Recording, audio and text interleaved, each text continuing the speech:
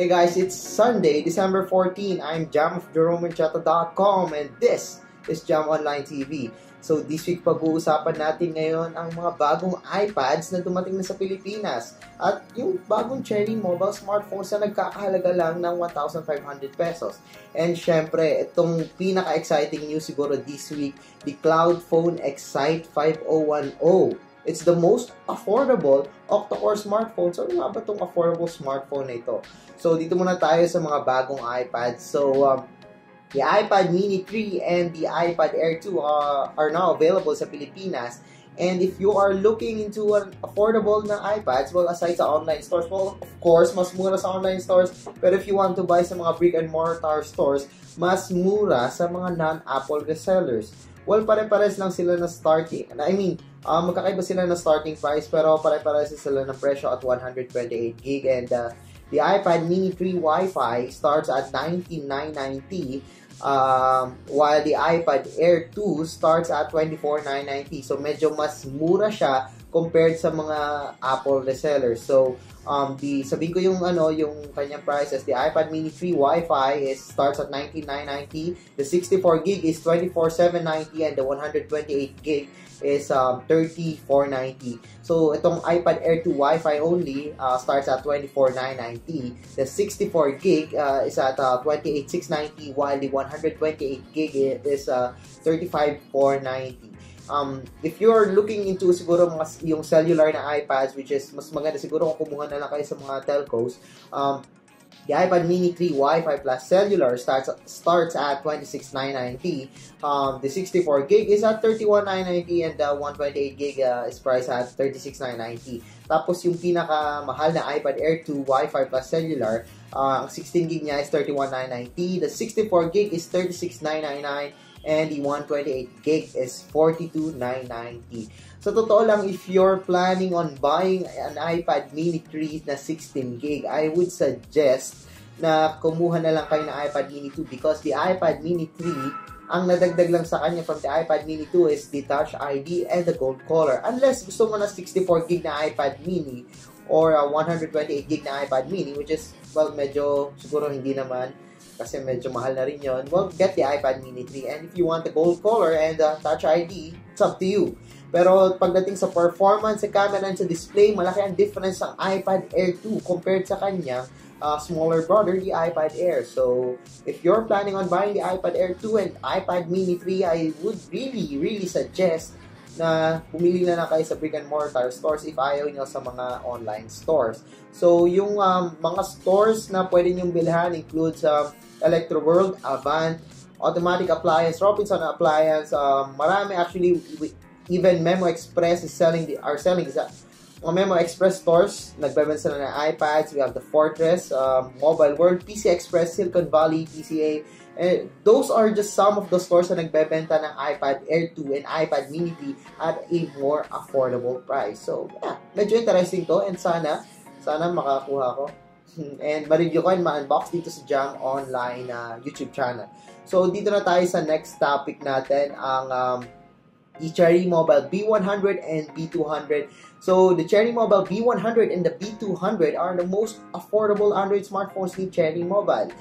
It has a 3.5-inch. Both smartphones have a 3.5-inch capacitive display. There's a 1 GHz processor, micro SD card slot which supports up to 32GB. There's a 2-megapixel rear camera, dual SIM, Wi-Fi, Bluetooth, and it's powered by Android 4.2 Jelly Bean. So, ang price niya again is 1,500 pesos. So, ano nga bang difference ng dalawang smartphones na to? Actually, wala. Bukod sa design. Similar specification, similar hardware, pero yung design is different. And, yeah, it's very interesting na meron tayong mga gantong smartphones na super affordable at 1.5. Imagine, parang half a decade ago, magkano mga Android smartphones? Sobrang mahal. Wala kang makikita ang Android smartphones na 1,500 pesos. Even yung mga local brand na smartphones na Android during 2011, parang 5,000, 6,000, 7,000. And, well, hindi pa siya, hindi niya kayang tapatan pa noong that time yung mga international brands like Samsung, HTC. Pero ngayon, look at this smartphones. It's 1,500 pesos sa smartphone. Pero pwede mo naman patakbo yung mga apps na basic apps like Facebook, like Instagram, Viber. So abot kaya na talaga ang mga smartphones ngayong taon. And probably in the future, mas mura pa. Let's hope na, na mas magmumura pa ang mga Cherry Mobile smartphones. And of course, ang other local branded smartphones. And sana, ang mga local branded smartphones sumunod sa yapak ni Cherry Mobile na merong super affordable smartphones like the Cherry Mobile V100 and V200. So, dito na tayo sa last one. Siguro, ito yung pinaka-exciting news this week. And good news to talaga sa lahat, sa consumers and sa lahat ng may gusto ng octa-core smartphone. So, the Cloudphone Excite 5010 has been teased by Cloudphone at their website. And it's an octa-core smartphone with an SRP of 5,000 pesos. Well, to be exact, it's 4,999. But that's 1 peso lang a difference sa 5,000 pesos. So, 5,000 pesos tayo, guys. Alright? 5,000 pesos. So, there's a 5-inch IPS QHD display that's not Quad HD, that's Quarter HD or 960 by 540. There's an 8 gig of internal storage, 1.7 GHz octa-core processor, probably a MediaTek processor. There's a 1 gig of RAM, 8 megapixel rear camera with flash. There's a 5 megapixel front camera. Interesting na meron siyang 5 megapixel front camera kahit super affordable na octa-core smartphone. There's 3G, Wi-Fi, Bluetooth, and powered by Android 4.4 KitKat and dual SIM na siya. So again, the price is at 4,999 or 5,000 pesos.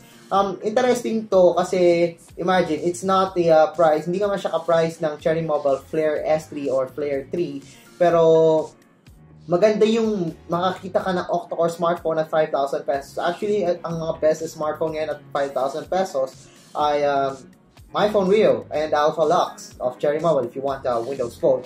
Pero this is an octa-core Android smartphone and probably mas ito na yung pipiliin ko kaysa sa MyPhone Rio. And siguro sa Zenfone 5, yes, probably mas pipiliin ko pa ito sa Zenfone 5 pero mas gusto ko yung experience ng Asus and yung kanyang mas brand ng Asus if you're brand conscious. Pero in my experience, the Cloudphone devices are pretty tough and okay yung software experience niya. So far, so good. Wala akong naging problema sa mga Cloudphone devices. When it comes to software, wala masyadong bloatware. Konti lang yung pre-install. And yeah, very interesting tong Cloudphone 5010. And sana dumami pa yung mga octa-core smartphones at 5,000 pesos. And sana magkameron tayo ng octa-core smartphone at 4,000 pesos this 2015. So, sana magkameron ganon and not hexa-core kasi mas maganda ang mga octa-core smartphones. And, I'm sorry, sana na kumaya ang ibang brands dito. And, I'm not sure if available na to Cloudphone Excite 5010 sa stores. Pero hopefully, bago mag-Christmas or after Christmas or on the Christmas day itself na maging available ang Cloudphone Excite 5010 kasi I'm pretty sure na maraming may gusto ng octa-core smartphone with a very, very affordable price.